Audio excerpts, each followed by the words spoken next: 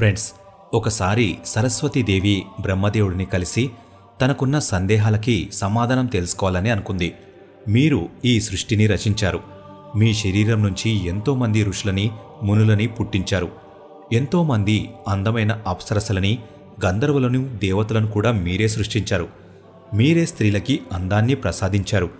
కానీ నాకున్న సందేహం ఏమిటంటే, కేవలం స్త్రీలకి మాత్రమే గర్భం ఎందుకు ప్రసాదించారు? ఈ బ్రహ్మాండంలో ఎందుకని కేవలం స్త్రీలు మాత్రమే గర్భం దాల్చగలుగుతున్నారు? దీని వెనుకున్న అసలైన కారణమేమిటి? గర్భం దాల్చేటప్పుడు వచ్చే విపరీతమైన నొప్పి కేవలం స్త్రీలకు మాత్రమే ఎందుకు? ఈ ప్రశ్నలను విన్న బ్రహ్మదేవుడు నవ్వుతూ సరస్వతీదేవితో, నువ్వు ఈరోజు మంచి ప్రశ్న అడిగావు. ఈ బ్రహ్మాండంలో అన్ని రోగాల కంటే ఎక్కువ నొప్పి గర్భం దాల్చినప్పుడు వస్తుంది. గర్భం దాల్చేటప్పుడు స్త్రీలకి భయంకరమైన నొప్పి వస్తుంది. దీని వెనుక ఒక కథ ఉంది. నేనిప్పుడు ఆ కథ నీకు చెప్తాను. దానిని నువ్వు చాలా శ్రద్ధతో విను. ఎవరైతే ఈ కథను వింటారో వాళ్లకి మంచి పుత్రుడు జన్మిస్తాడు. పులస్త్య మహర్షి నా చెవు నుంచి జన్మించాడు. అతను నా మానసపుత్రులలో ఒకడు. నేను అతనికి ఎన్నో విద్యలు ప్రసాదించాను. అతన్ని సృష్టించడం వెనుక ఉద్దేశాన్ని అతనికి చెప్పాను. ఈ లోక కళ్యాణం కోసం జీవితాంతం తపస్సు చేయమని నేను అతనికి చెప్పాను. అతను తన బాధ్యతను నిర్వర్తించడానికి సిద్ధమయ్యాడు. నేను చెప్పినట్టుగానే పులస్త్య మహర్షి సుమేరు పర్వతం దగ్గర తపస్సు చేయడానికి బయలుదేరాడు. అక్కడ ఆశ్రమాన్ని నిర్మించుకుని ఒకరోజు ఘోర తపస్సు చేయడం మొదలుపెట్టాడు. ఆ సమయంలో చాలామంది గంధర్వులు, దేవతలు, దానవులు ఆ ప్రదేశంలో తిరగడానికి వస్తూ ఉండేవారు. వాళ్ళందరూ అల్లరి చేసి పులస్త్య మహర్షి తపస్సును భంగపరచాలనుకున్నారు. వాళ్ళు చాలాసార్లు పులస్త్య మహర్షిని ఇబ్బంది పెట్టాలని ప్రయత్నించారు. మొత్తం గమనించిన పులస్త్య మహర్షికి కోపం వచ్చి అక్కడున్న గంధర్వులతో పాటు అప్సరసలను కూడా శపిస్తాడు. ఈ రోజు నుంచి ఎవరైతే నా తపస్సుకి భంగం కలిగించాలని చూస్తారో వాళ్ళు ఖచ్చితంగా గర్భం దాల్చుతారని శపిస్తాడు. పులస్త్య మహర్షి శాపానికి భయపడి అప్సరసలతో పాటు గంధర్వులు కూడా అక్కడి నుంచి వెంటనే పారిపోయారు. ఆ పర్వతంపైన త్రినబంధు మహర్షి తన కుటుంబంతో పాటు నివసించేవాడు. అతనికి ఆవిర్భావ అనే కూతురు ఉంది. ఆమెకి పులస్త్య మహర్షి శాపం గురించి తెలియదు. తను ఒకరోజు తన స్నేహితులను వెతుక్కుంటూ సుమేరు పర్వతం పైకి వెళ్తుంది. కాసేపటికి పులస్త్య మహర్షి ఆశ్రమం దగ్గరికి చేరుకుంటుంది. పులస్త్య మహర్షి ఆమెను చూసిన వెంటనే ఆమెకు శాపం తగిలింది. కాసేపటికి ఆమె శరీరం అంతా పచ్చగా మారింది. ఆ మరుక్షణంలోనే ఆమె గర్భవతిగా మారింది. ఒక్కసారిగా ఆమె శరీరంలో పెద్ద మార్పులు జరిగాయి. దీన్ని చూసి ఆవిర్భావ చాలా భయపడింది. అంతలోనే తన స్నేహితులు ఆవిర్భావ దగ్గరికి వచ్చారు. వెంటనే ఆవిర్భావ జరిగిందంతా తన స్నేహితులకు చెప్పింది. కాసేపటికి ఆవిర్భావ తన స్నేహితులతో కలిసి తన తండ్రి దగ్గరకు వెళ్ళింది. అక్కడికి వెళ్ళి తన తండ్రికి జరిగినదంతా చెప్పింది. తన కూతురిని ఈ పరిస్థితిలో చూసి త్రినబంధు మహర్షి చాలా బాధపడతాడు. కాసేపు తన కూతురిని పరీక్షించిన తర్వాత పులస్త్య మహర్షి శాపం వలన తన కూతురికి గర్భం వచ్చిందని త్రినబంధు మహర్షికి అర్థమవుతుంది. దీని గురించి తెలుసుకుని త్రినబంధు మహర్షి ఇంకా బాధపడ్డాడు. వెంటనే తన కూతురుని తీసుకుని సుమేరు పర్వతం పైకి వెళ్తాడు. పర్వతం పైనున్న పులస్త్య మహర్షిని చూసి త్రినబంధు మహర్షి వెంటనే నమస్కరిస్తాడు. తన కూతుర్ని క్షమించమని కోరుతాడు. త్రినబంధు మహర్షి పులస్త్య మహర్షితో, మీరు సాక్షాత్తు బ్రహ్మదేవుడి మానసపుత్రుడు.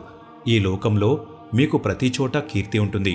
మీరు చాలా దయగలిగిన వారు. ఈరోజు నా కూతురు తెలియకుండా పాపం చేసింది. తనకి మీరు శాపం పెట్టిన విషయం తెలీదు. మీ శాపం వల్ల ఈరోజు నా కూతురు గర్భవతిగా మారింది. ఈ బ్రహ్మాండంలో గర్భవతిగా మారిన మొట్టమొదటి స్త్రీ నా కూతురే. అలాంటప్పుడు నా కూతురిని ఇంకెవరూ పెళ్లి చేసుకుంటారు? మీరు నా కూతురిని భార్యగా స్వీకరించండి. నా కూతురికి అన్ని మంచి లక్షణాలు ఉన్నాయి. నా కూతురికి ఏ దోషమూ లేదు. తనకు తెలియకుండానే తనకి మీ శాపం తగిలింది. తను జీవితాంతం మీకు సేవ చేస్తూనే ఉంటుందని చెప్పాడు. త్రినబంధు మహర్షి మాటలతో పులస్త్య మహర్షి ప్రసన్నుడయ్యాడు. ఆవిర్భావకి తగిలిన శాపంని చూసి అతను చాలా బాధపడ్డాడు.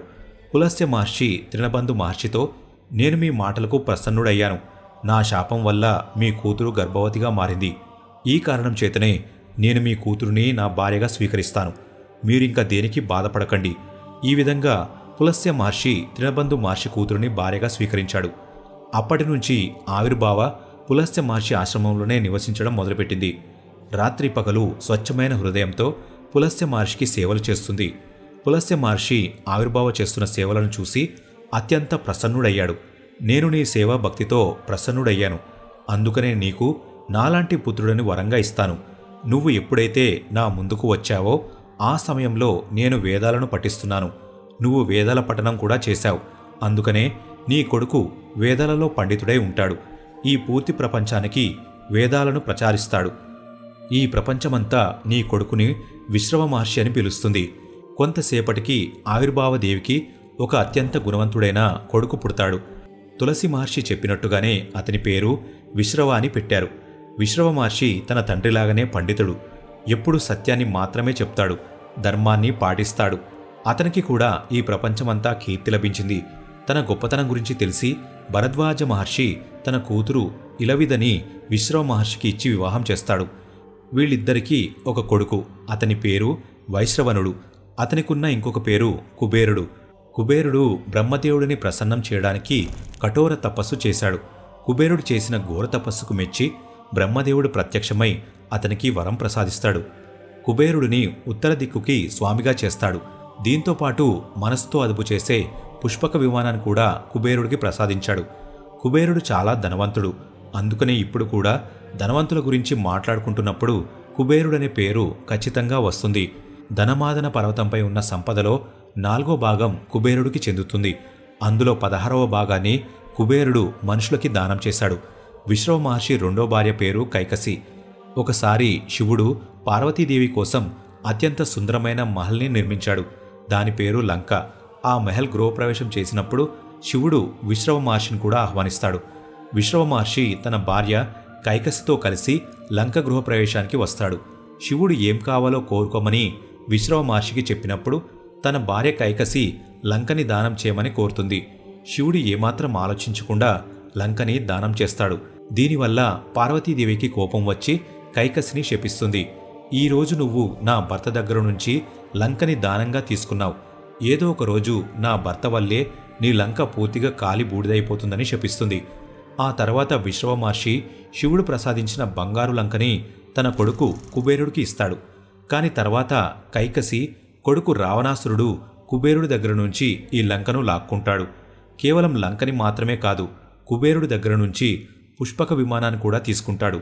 కాని త్రేతాయుగంలో శివుడి అవతారమైన హనుమంతుడు లంకని పూర్తిగా కాల్చేస్తాడు. పార్వతీదేవి శపించినట్టుగానే లంక శివుడి అవతారం వల్లనే కాలి బూడిదైపోతుంది.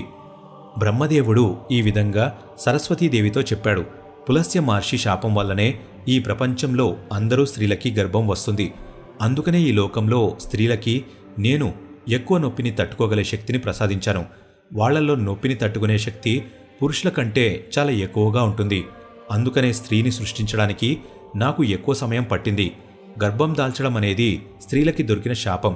కానీ నిజంగా చెప్పాలంటే గర్భం దాల్చడం అనేది స్త్రీలకు దొరికిన ఒక వరం. నేను స్త్రీలలో ప్రేమ ఆప్యాయతల్లాంటి భావనలను కల్పించాను.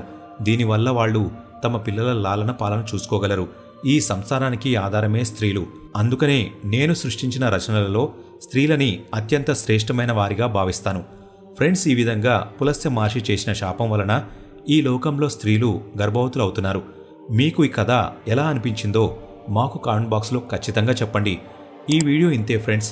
ఈ వీడియో మీకు నచ్చినట్లయితే లైక్ చేయండి. ఇలాంటి మరెన్నో వీడియోస్ కోసం ఇప్పుడే మన ఛానల్ని సబ్స్క్రైబ్ చేసుకోండి.